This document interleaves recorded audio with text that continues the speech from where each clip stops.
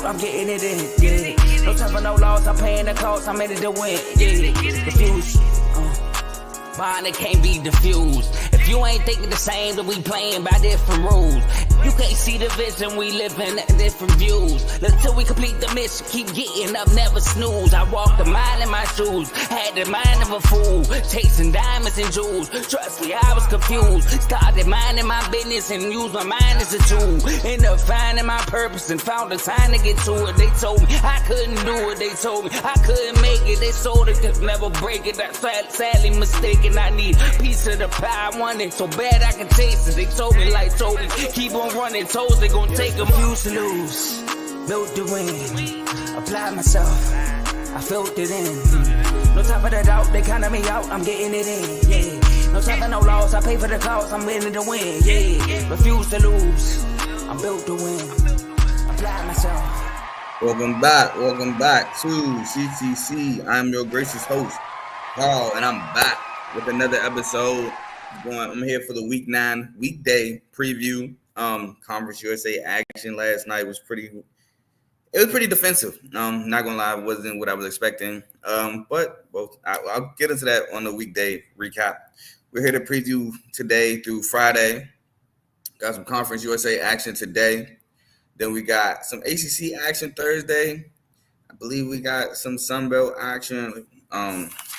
We got some Sunbelt and ACC, and then Friday we got some ACC, some Mountain West, and some Big Ten action. So I'm gonna ask that y'all leave a like, comment, share, subscribe. It helps the channel, it helps the network, it helps my channel CTC by way of the Refuse to Lose Network. We got other shows like the main show featuring Joe, Tomo, and Dave, which is off today, but they're Monday, Tuesday, Thursday, Fridays, 7:00 Eastern time.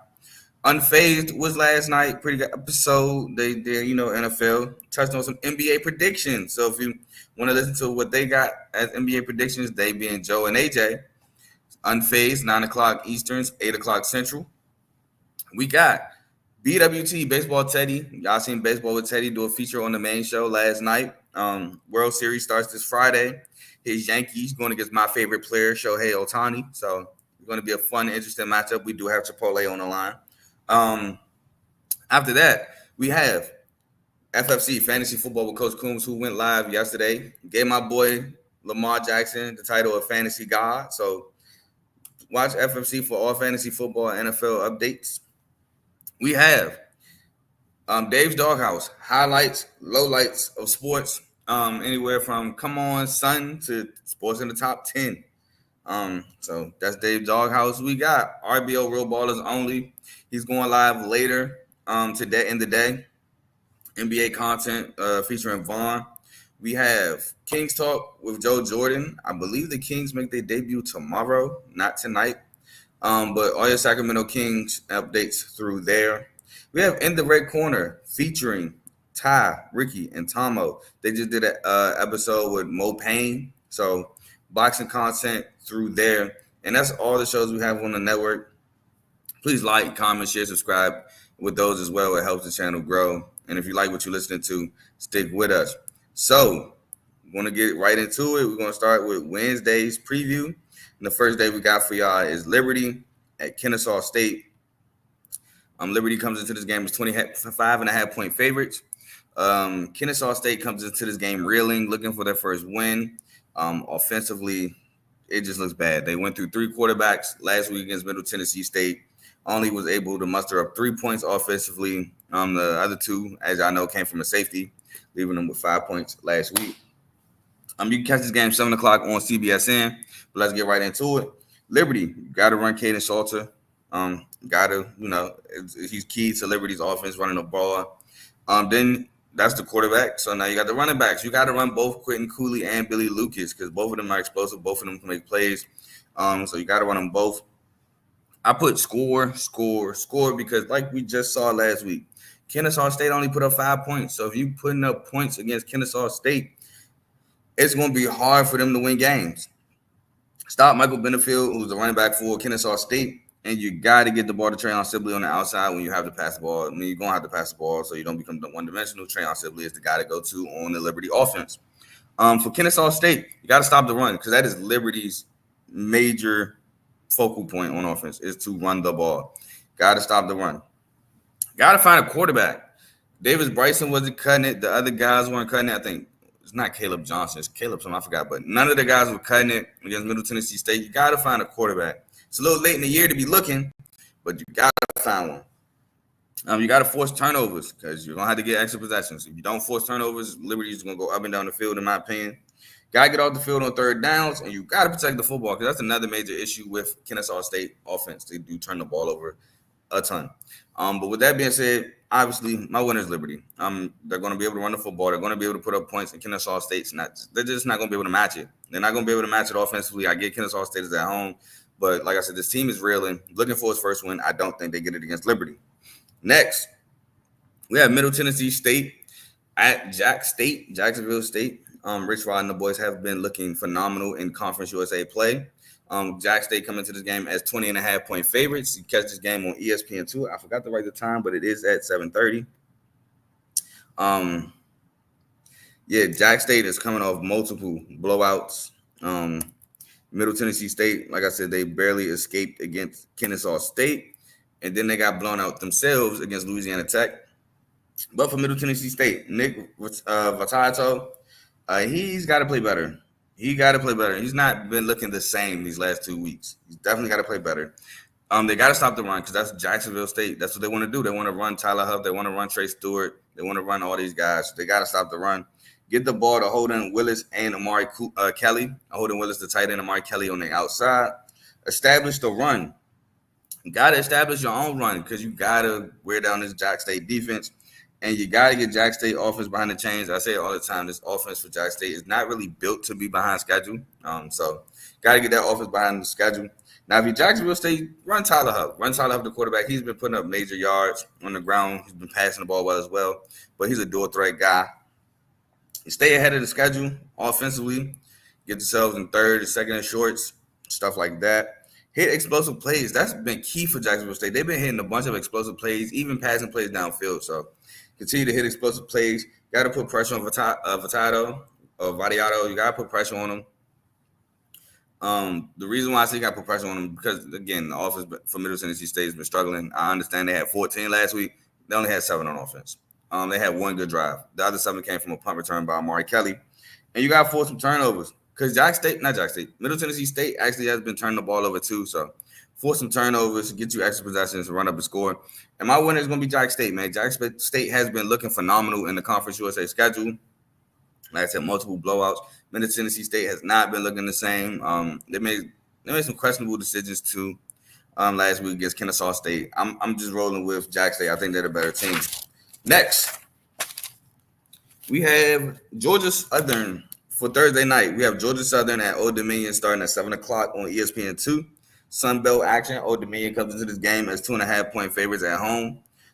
Georgia Southern run Jaheim White. They got to run the ball. I think Georgia Southern. I think people overlook how well Georgia Southern offense is at moving the ball. Get the ball to Derwin Burgess, the wide receiver on the outside for Georgia Southern. J.C. French has to take care of the football. He has 5 interceptions on the year. 7 games with 5 interceptions, but still. It's not that good. So just take care of the football. Stop the run. You got to stop Old Dominion's run and score early to take the crowd out of it. This is more so Old Dominion is going to be rocking. Got to score early. Get the crowd a little shook. They ain't going to be as loud. Now, if you're Old Dominion, you got to pressure J.C. French. You pressure him, he might throw an interception, might get to him, stuff like that. You got to pressure J.C. French. Win the turnover battle. You have to win the turnover battle. Defense, get off the field. You got to get off the field on third downs. Get the ball to Isaiah Page, the wide receiver on the outside, and contain J.C. French. Now, J.C. French is not like no super explosive runner. No. But he does have the opportunity. If he does have the opportunity, he will run. So I feel like I don't think J.C. French is going to destroy your defense running the ball, not in the slightest. But I feel like he does have the ability if he needs to. He can run. But I'm rolling with Georgia Southern. Now, the reason why I picked Georgia Southern is because, again, I feel like offensively they're better than what people, at least and what people I think about. I get Old Dominion has a pretty solid defense. They do. But I think Georgia Southern is going to be able to move the ball against this Old Dominion defense. Old Dominion offensively, they're not that great to me either. So I know Georgia Southern's defense isn't the greatest, but I think Georgia Southern can. I think I trust Georgia Southern's offense more than I trust Old Dominion's offense against Georgia Southern's defense. So I'm rolling with Georgia Southern in this matchup to win this game on the road. Next, we have Syracuse at Pittsburgh. ACC action, 19th ranked Pittsburgh going back home to face Syracuse. 7:30 on ESPN. Should be a good one. Two good offenses. Syracuse, a decent defense going against Pitt, who's I would say above average. They're better. They're a better defense than Syracuse. I'll say that. Syracuse got to contain Eli Holstein's legs. Eli Holstein is a pretty good athlete. He would, if you give him a lane, he will take it and run out the pocket, and he could do some damage to your defense on the ground. Key on Desmond Reed. Desmond Reed, in my opinion, is Pitt's best player. He's able to do it on the ground. He's able to do it through the air. He's their best player, in my opinion. Run LaQuint Allen. If you're Syracuse, you got to run LaQuint Allen. You got to get him established early. Get him into a rhythm. Let him get into the game. He might break a couple later on as the game continues. But you just got to have a threat. Plus, you got to run him to open up the passing game for Cal McCord. And so he can get the ball to Jackson Meeks and Trevor Pena on the outside. Even Runde Gasman, the tight end. You got to be able to spread the wealth around. And LaQuint Allen's going to help that. And my last point is Syracuse has to force some turnovers. Got to force some turnovers, get the crowd out it, get some extra possessions for that passing game. Got to force some turnovers. Now, if you're Pitt got to hit some splash plays. Desmond Reed is a big playmaker. Kanata Mumfield's a big playmaker. Eli Holstein can make some plays with his legs and with his arms. So, got to hit some big plays. Get Desmond Reed the ball. Doesn't matter how you do it, by land or by air. Get him the ball. He's, like I said, the best player, in my opinion, on that Pitt team. Get the ball to Kanata Mumfield, your big play receiver on the outside. You can go ball. You can catch a jump ball. You just got to find ways to get Kanata Mumfield the ball. Pressure Cal McCord. And in parentheses, I put Syracuse past the schedule out of whack. Cal McCord he's been playing really well this year, but he's one of those guys, at least in my opinion, he likes to do things on schedule. They have a really good passing scheme, and they like to be on schedule. Let's get them out the pocket, move them off of spots. Let's jam these receivers, get them a little bit late to their spots. And lastly, you got to get off the field on third down because Syracuse will drive the ball. They will. They're pretty good at picking up third downs, in my opinion. So got to get off the ball and get off the field if you Pitt. And my winner, though, is going to be Pitt. Like I said, these are two good offenses. So I think both teams are going to put up points. Now, so I have to look at the defensive end, and I think Pitt is going to be able to generate more stops against the Syracuse team than Syracuse is going to be able to generate stops against this Pitt team. Also, you factor in the fact that Pitt is at home. Pitt has been playing extraordinarily well. I'm rolling with Pitt in this matchup over Syracuse. Lastly, we got Friday night. We got 3 games to preview for Friday night. First, we're going to start with Louisville at Boston College. But before that, shout out my boy Dave. He said I'm going with the upset in this game. So you're going with Syracuse over Pitt. I see why you would say that. As a Miami Hurricane, you need some upsets because there are 4 teams currently undefeated in the ACC. Pitt, SMU, Miami, and Clemson. They're all undefeated in SEC play. So, I said SEC, ACC play. My God. They're all undefeated in ACC play. So somebody got to start whittling each other out because I don't know how a 4-way tiebreaker is going to work. Now, I don't know the schedules off top, so down the line, some teams could be playing each other. But, yeah, SMU 6-1. They only lost was the BYU. That's not ACC play. Pitt is just flat out undefeated. Miami is flat out undefeated. And Clemson, one loss is to Georgia, which is not ACC play. So, but shout out my boy Dave for tuning in. Let's talk about this Louisville BC game, 7:30 on ESPN2. Louisville comes into this game as 7.5-point road favorites after some would say heartbreaking loss. Some say they got cheated. I disagree with the cheated part. No, but it was heartbreaking nonetheless. But again, Tyler Shuck blinked first when it was a game where you gonna score, I'm gonna score. Tyler Shuck didn't score. Campbell Ward scored again. They went up 2 touchdowns. And people keep saying that wasn't an incomplete pass. That was a fumble. It was an incomplete pass, bro. His arm was going forward. It was an incomplete pass. But I digress. Louisville, they have to run Isaac Brown, the phenomenal freshman back for Louisville. He's been doing his great thing. He's been doing his thing this year as a running back. Got to run Isaac Brown. Get the ball to Ja'Cory Brooks and Colin Lacey. Oh, my God, man. These 2 guys on the outside are phenomenal. Force some turnovers. You got to force some turnovers against Boston College, especially after the showing they had last week against Virginia Tech. It looked like they were just giving away turnovers. So, got to force turnovers. You got to stop the run because that is Boston College bread and butter.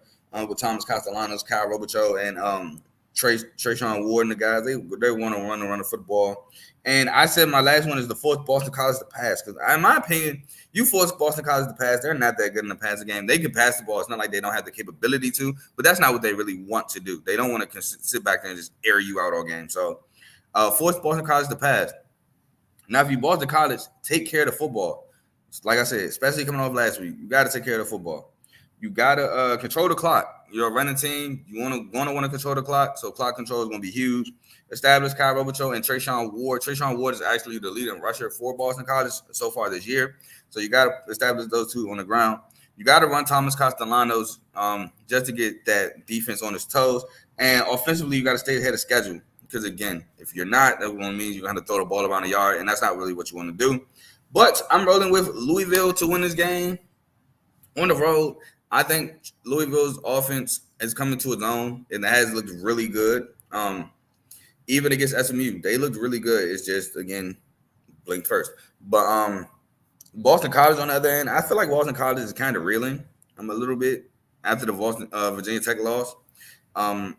Offensively, I mean, even they lost to Virginia. They unraveled in that game, turnover after turnover. They've been really turnover prone. They should have lost to Western Kentucky, even though I get Castellanos didn't play. That was Grayson James, but Boston College kind of has not looked the same to me these last couple of weeks. Louisville's offense has been looking great, so I'm rolling with Louisville on the road to win that game. Next, we got 17th ranked Boise State on the road to face UNLV. Boise State's coming into this game as 3.5-point favorites. You can check this game out at 10:30 on CBSN, CBS Sports Network. Now, read this comment real quick. Top of the morning to everyone except MSU and MSU affiliates. Hey, we're 4-3. We're having a winning season right now. You have no team in college, so I can't even shoot back, which is crazy. But shout out my boy Blaze for watching. He's an MSU hater. He gonna hate for real when we beat our rivals this week. Yeah, I just spoiled something for this upcoming show, but y'all know how I'm coming with MSU Michigan. But let's get into Boise State and UNLV. So Boise State, they got an obvious one. Run Ashton Jeanty. Run Ashton Jeanty. And that's the obvious one, right? I don't need to explain that one. You got to contain Hodge Malik Williams, the phenomenal quarterback transfer from Campbell. He's been explosive. He's been making his offense look a little bit more dynamic. You got to contain his legs. Know where Ricky White is at all times. That's always going to be a key of mine when going against UNLV, whether it's special teams, where he leads the team in block punts, or offense, where he's clearly the best receiver and the best player on the offense. Got to know where Ricky White is. Protect the football. Can't turn the ball over. I believe they had a couple turnovers against Utah State. You cannot give Boise State extra possessions with this run game and Ashton Jeanty. You just can't do it. And Boise State has a pretty good defense, so it's not like forcing turnovers is out of bounds for them. And you got to get off the field. Get off the field on third down. If you allow Ashton Jeanty to move the chains and keep wearing down on your defense, he's going to break long runs. He might start off the game with a long run, but he's for sure going to break them later in the game if you don't get off the field. And now, if you're UNLV, force Boise State to pass the ball. I'm not saying that they are not capable of passing, but them running Ashton Jeanty is greater a sign for success than them passing the ball. So you got to force them in passing situations. Establish the run of your UNLV. I think they do need to do a better job establishing the run, like the traditional run. They do need to do a better job at that. Get Ricky White the football, contain Ashton Jeanty, obviously, and they got to create some turnovers to get some short fields to put up points. They got to get some turnovers, get some short fields, put up points, and make Boise State have to press. They can't let Boise State play from a lead, because then that's just going to lead to more Ashton Jeanty carries. They got to force Boise State to play from behind. But my winner is going to be Boise State. Now, UNLV has looked good all season. Defense has been opportunistic all season. But it's hard to be opportunistic against a running back who has not fumbled all year, who has looked like the best college football running back all year, who was looking to break records that we haven't seen be broken in a long time. It's hard to be opportunistic there. So I think Boise State and Ashton Jeanty show does not get stopped with UNLV. I'm rolling with Boise State to come up with the road upset. And what could be a Mountain West Conference championship preview this game. So I got Boise State winning this. Next, and finally, we have Rutgers at USC. Rutgers coming to this game after being UCLA's first win outside of Hawaii. So not only were their first Rutgers' first UCLA Big Ten win, but UCLA hasn't won a game prior to Rutgers after their Week 1 win against Hawaii, which they had to come back to win. So UCLA finally gets another win against Rutgers last week, and they get their first Big Ten win. While USC is coming off another heartbreaking loss to Maryland, blew the lead against Maryland, was up 14 late, lost the lead, lost the game. And USC is looking for its second Big Ten win. Their only Big Ten win was against Wisconsin after they lost to Michigan.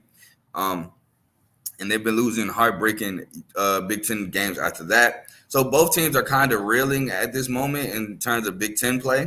But Rutgers, they got to force some turnovers.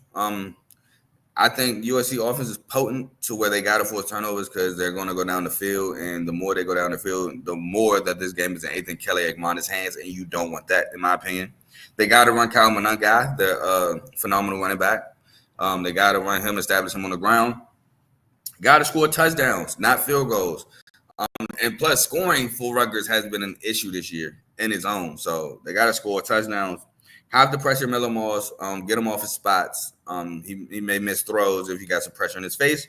And Ethan Kelly-Agmana has to be better. He has to. He has to be better, man. He's not playing well, in my opinion. He's playing decent, but he's not playing as good as other people try to give him credit, in my opinion. I think a lot of Rutgers' success does deal with Kyle Monangai. Kelly-Agmana's got to be better. USC has to stop Kyle Monangai. Got to stop him. Put the ball in Ethan Kelly-Agmana's hands. I think that's my next one. Yeah, force Kelly-Agmana to win the game. Got to force him to beat you. Don't let Kyle Monangai run all over you. Force him to beat you. Run Woody Marks. Let him wear this defense down. I said get the ball to Deuce Robinson and Jacoby Lane. Deuce Robinson I say he was one of, like your go up and get it guy. Jacoby Lane could go up and get it too, but you want to get the ball to them. Even Zachariah Branch. You might want to get Zachariah Branch the ball in open space and let him in his explosiveness go to work. And lastly, I say keep Rutgers offense off schedule. Keep them in long down and distance situations, which would, again, put the ball in Ethan Kelly-Agmana's hands. And my winner is going to be USC. I just don't trust Ethan Kelly-Agmana. I think USC – I don't think they sell out to stop the run, consistently. But I think there's going to be drives, especially starting the game, where they're going to sell out to stop the run.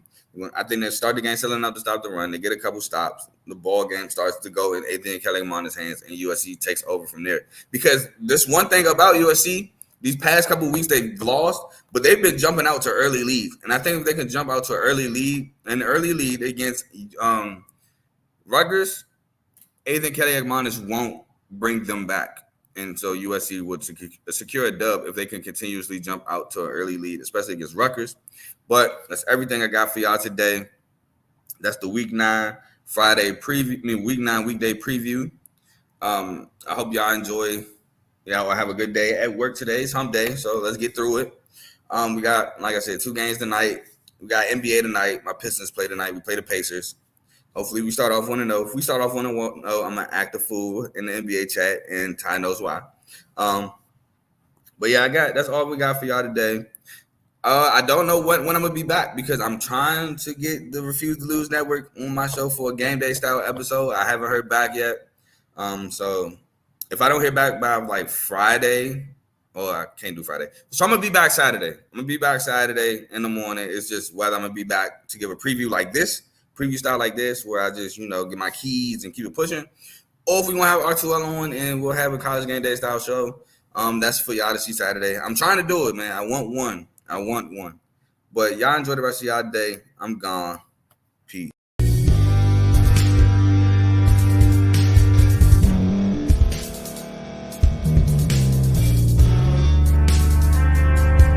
Thank you for staying to the end. If you're watching this on YouTube, please like this video, subscribe, and also hit that notification button so you can be notified next time we put out a video. If you're listening on any podcast platform, subscribe and hit that notification button, y'all, so you can be notified we put out another podcast audio. And last but not least, hit that share button. No matter what you're listening to or watching it, hit that share button and send it to somebody that you know that would love to watch this episode you just listened to. So once again, thank you for staying to the end, and we'll see y'all in the next episode.